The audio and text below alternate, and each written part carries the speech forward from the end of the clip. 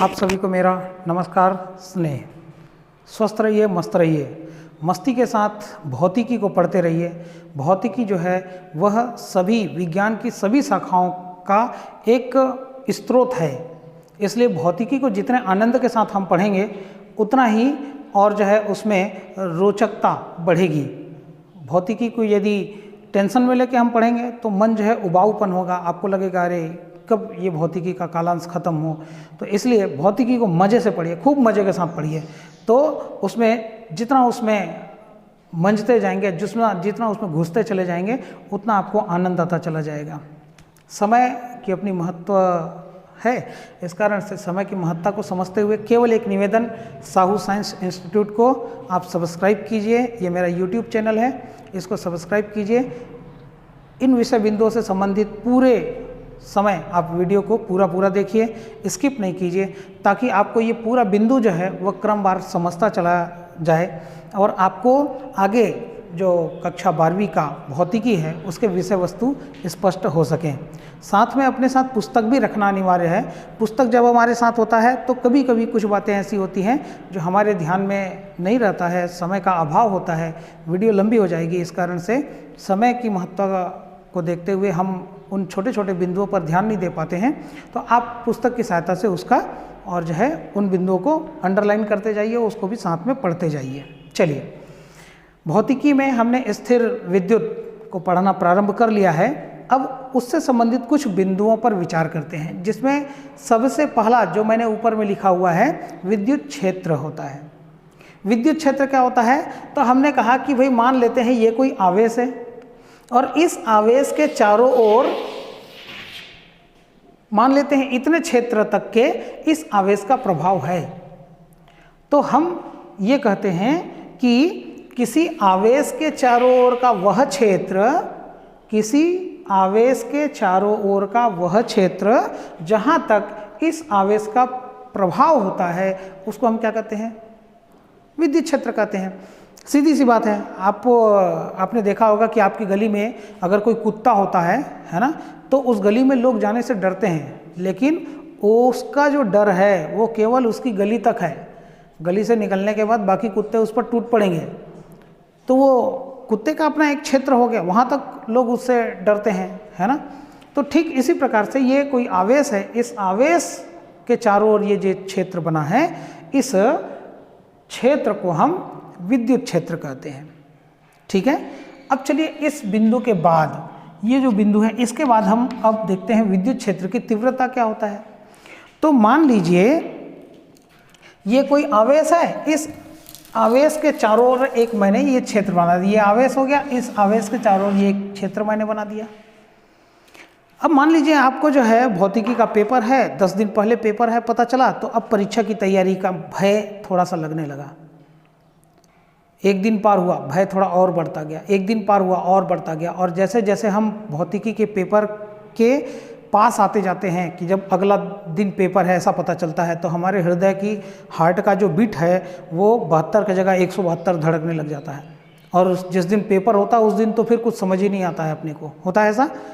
तो कुल मिला के कहने का मतलब क्या है कि अगर मान लीजिए यहाँ पर कोई ये एकांक आवेश है ना, एकांक आवेश को अगर मैं विद्युत क्षेत्र के किसी बिंदु तक लाता हूँ, अब आपको यहाँ तक लाया मान लो, तो स्वाभाविक है ये आवेश पर, ये जो आवेश है वो बल लगाएगा कि नहीं लगाएगा? लगाएगा।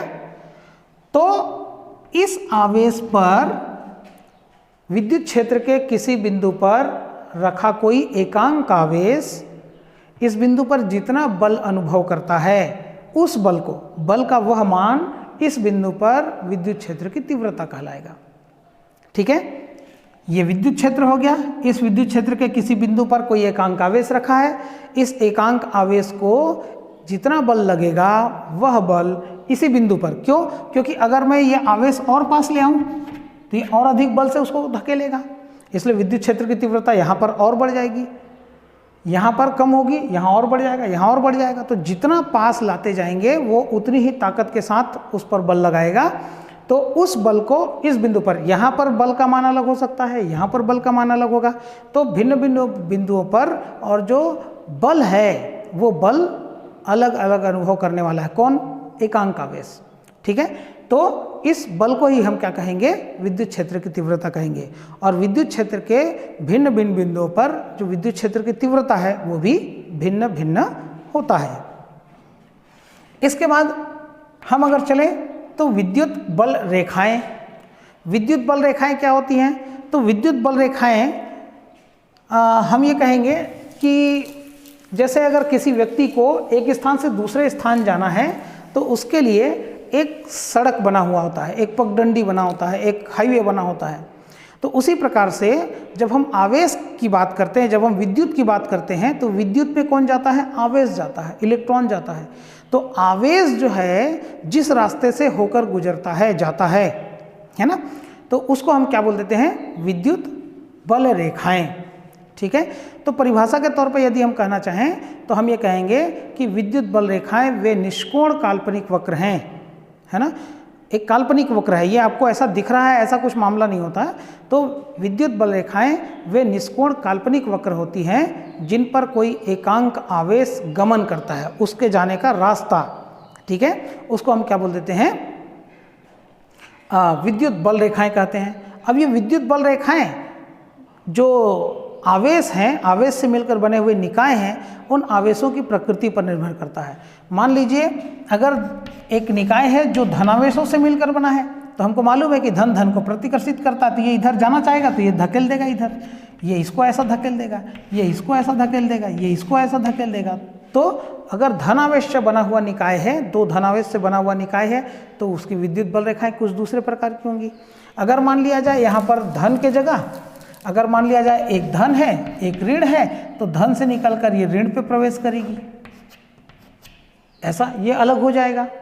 अगर मान लिया जाए एकांक एक ही आवेश से अगर कोई निकाय बना है, मान लो धनावेश से कोई निकाय बना हुआ है, तो जो बल रेखाएं होंगी वो बाहर की ओर होंगी।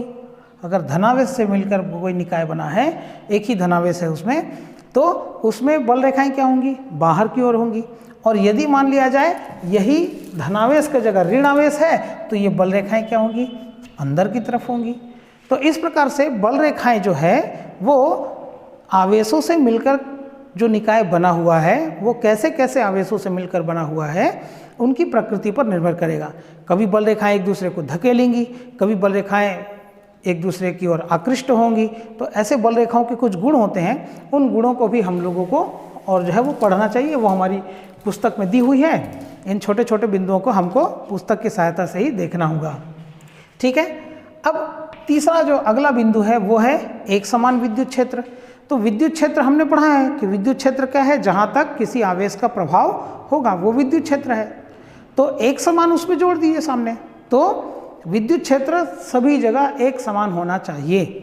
अब मैं आपको प्रदर्शन के दृष्टि से बता देता हूँ। मैं विद्युत क्षेत्र यदि एक समान होगा तो यहाँ पर समांतर रेखाओं से व्यक्त करूंगा, और जब भी मैं समांतर रेखाओं से व्यक्त करूं तो आप समझ जाइए कि यहाँ पर एक समान विद्युत क्षेत्र की बात हो रही है। ठीक है, कोई चालक है तो चालक में जब हम विद्युत धारा देते हैं तो वहाँ पर लगभग प्रत्येक बिंदु पर विद्युत क्षेत्र एक समान होता है। ठीक है, तो इस प्रकार से अब यहाँ पर हम लोग विद्युत क्षेत्र के बाद अगला जो बिंदु है वो है विद्युत द्विध्रुव। मान लेते हैं दो ध्रुव हैं, एक प्लस क्यू है और एक माइनस क्यू है। इन दोनों के बीच बहुत कम दूरी है। ठीक है, तो धनावेश और ऋणावेश समान परिमाण के ये दो विजातीय आवेश हैं, एक दूसरे से अगर बहुत कम दूरी पर स्थित होंगे। ठीक है, अगर धनावेश यदि धनावेश तथा ऋणावेश अर्थात विजातीय आवेश एक दूसरे से अत्यल्प बहुत कम दूरी पर स्थित होंगे, तो ऐसे आवेशों से मिलकर ये जो निकाय बना है, इस निकाय को हम क्या कहते हैं? विद्युत द्विध्रुव कहते हैं। क्लियर है सबको? पक्का? ठीक है, तो ये आपका क्या हो जाएगा? विद्युत द्विध्रुव हो जाएगा। ये परिभाषा की दृष्टि से छोटी सी बात है। इसके बाद हमको जो देखना है वो है विद्युत द्विध्रुव आघूर्ण। अब विद्युत द्विध्रुव आघूर्ण क्या होता है? तो आघूर्ण जब भी हम कहते हैं तो उसके तीव्रता की माप, जैसे बल आघूर्ण तो बल के तीव्रता की माप, जड़त्व आघूर्ण तो जड़त्व के तीव्रता की माप, वैसे यहाँ पर है विद्युत द्विध्रुव आघूर्ण। ठीक है, तो ये द्विध्रुव के तीव्रता की माप है कुल मिला के। मान लेते हैं ये दो आवेश धन प्लस क्यू है और ये माइनस क्यू है, एक दूसरे से अल्पांश दूरी, मैं यहाँ पर 2l अपनी सुविधा के लिए लिख रहा हूँ ताकि आगे के आने वाले डेरिवेशन में, आगे के आने वाले व्यंजकों में इसमें लंबाई में कुछ गड़बड़ी ना हो, इस कारण से मैं अपने सुविधा के लिए इसको 2l लिखता हूँ। तो हम ये कहते हैं कि विद्युत द्विध्रुव आघूर्ण क्या होता है, तो यदि दो विजातीय आवेश किंतु समान परिमाण के, क्योंकि क्यू क्यू आवेश है, तो समान परिमाण के अगर विजातीय आवेश एक दूसरे से अत्यल्प दूरी, कितना 2l दूरी पर स्थित हों, तो इन दोनों आवेशों में से एक आवेश, ठीक है, और इनकी प्रभावकारी लंबाई कितनी है 2l का जो गुणनफल है इसको हम P से व्यक्त करते हैं, द्विध्रुव आघूर्ण है। दोनों ध्रुवों में से, दोनों आवेशों में से एक आवेश का परिमाण, ठीक है, तथा इन दोनों के बीच की प्रभावकारी लंबाई, ठीक है, 2l के गुणनफल को ही हम क्या कहते हैं, द्विध्रुव आघूर्ण कहते हैं। और इसका जो मात्रक है वो आवेश का मात्रक कितना हो जाएगा, कूलाम हो जाएगा, और लंबाई का मात्रक हमारे पास मीटर हो जाएगा। तो इस प्रकार से हम चाहें तो कह सकते हैं कि P का जो मात्रक है वो कूलाम मीटर होगा। तो ठीक है, ऐसे कुछ 3-4 बिंदुओं को मैंने समझाना आवश्यक इसलिए समझा है क्योंकि आगे आने वाले जितने भी व्यंजक हैं, इन व्यंजकों में इन बिंदुओं का पर हम लोगों को जानकारी होना चाहिए, अन्यथा छोटे छोटे बिंदुओं के बारे में जानकारी के अभाव में हम आगे के व्यंजकों को समझने में अपने आप को असमर्थ महसूस करते हैं। ठीक है, तो आप सभी को आज के इस वीडियो में बहुत अधिक बातें न बताते हुए इन्हीं बिंदुओं का एक बार आप सभी अभ्यास करेंगे, और अभ्यास करने के बाद आगे का जो वीडियो होगा उस वीडियो में हम अक्षीय स्थिति में विद्युत क्षेत्र की तीव्रता और भी अन्य प्रकार के जितने भी व्यंजक दिए गए हैं और भी कुछ बातें दी हुई हैं उनका अध्ययन करेंगे। समय की महत्व को समझते हुए आज के इस कालखंड में इतना ही। आप सभी को मेरा नमस्कार, स्नेह।